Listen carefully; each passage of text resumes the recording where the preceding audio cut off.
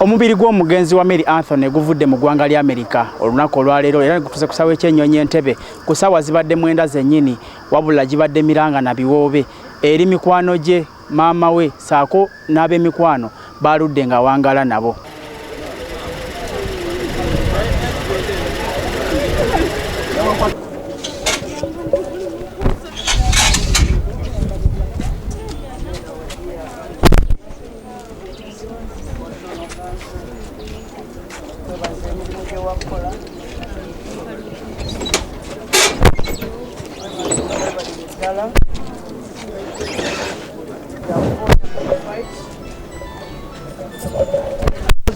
Wameli, welcome back home.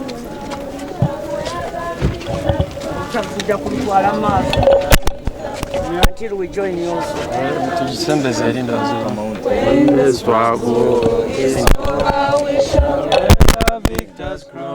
In the new Uganda. Rest in peace, my brother.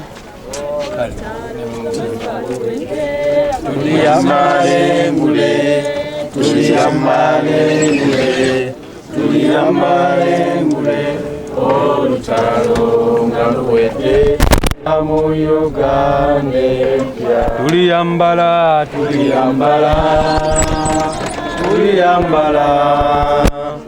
engule zimasamasa olutalo.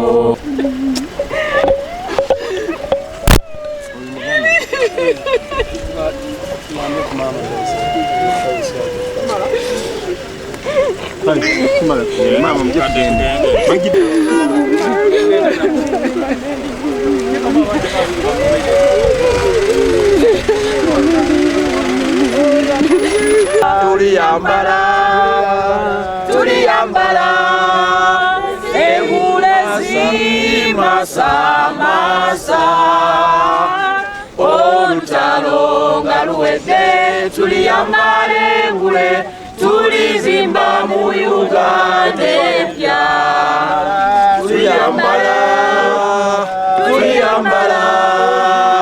engule zimasamasa olutalo nga luwedde.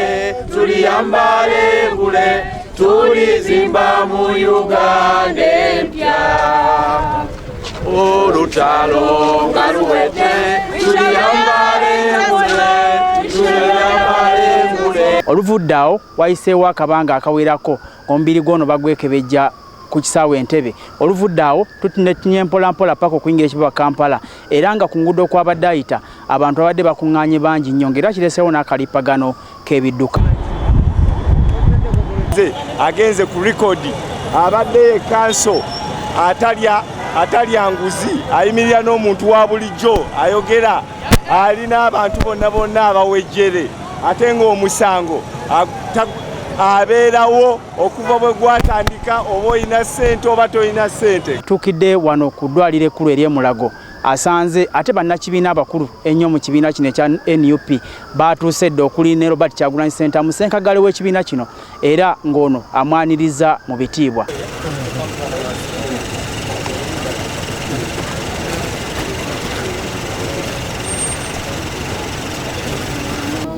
Olutalo nga luwedde tuliyambala engule tulizimba mu Uganda. Ffe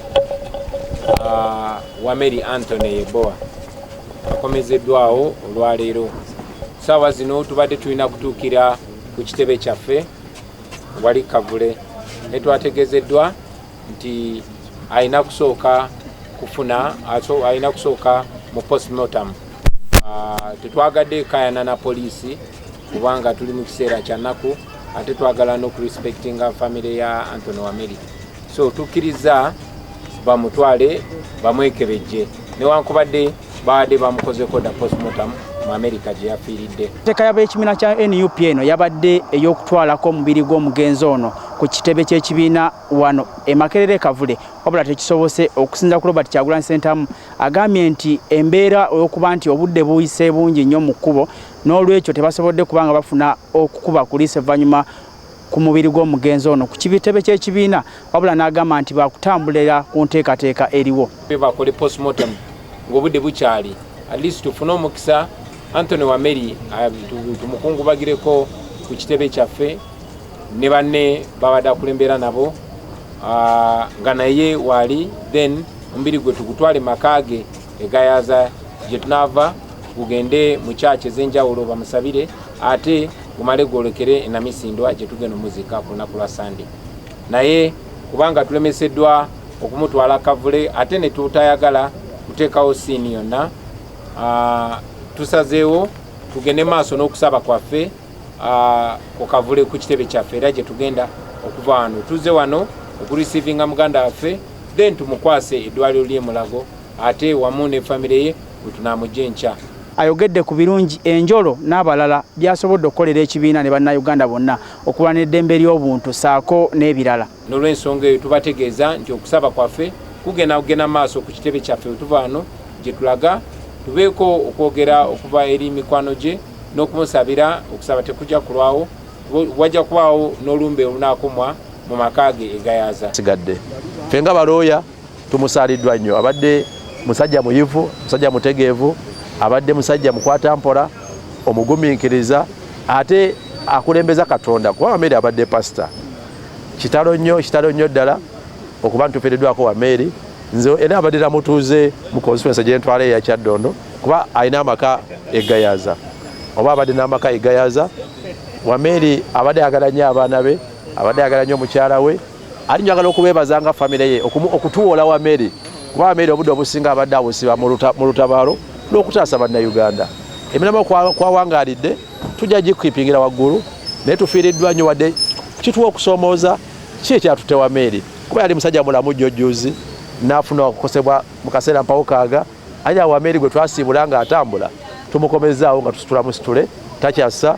Kitalo nnyo ddala naye Mukama Katonda ali waggulu tulowooza nti alina etteeka ya buli kimu ajja tuyisa mu mbeera zino zonna. Kubasaba bagamba nti tebamanyi oba namalira mulimu gw'okwekebejja omubiri gw'omugenzi ono era bakutubulira ekiddako wabula enteekateeka eri nti olunaku olw'enkya atwalibwa ku kkanisa gy'abadde asumba ya Ebenezer Faith Ministries Kanyanya olwo nno abakkiriza n'endiga z'abadde asumba zimukubeko erisa evvannyuma olwo twolekere mu disitulikiti Namisindwa olwo nno abantu abanaasembayo okumukubako erisa evvannyuma ne gye yawangaalira abanamwogerako ebirungi enjolo byasobodde okukolera eggwanga n'ekitundu gy'asibuka gye banaasinzira. Nze Omulangira Junju Moses, KTV Amalindire.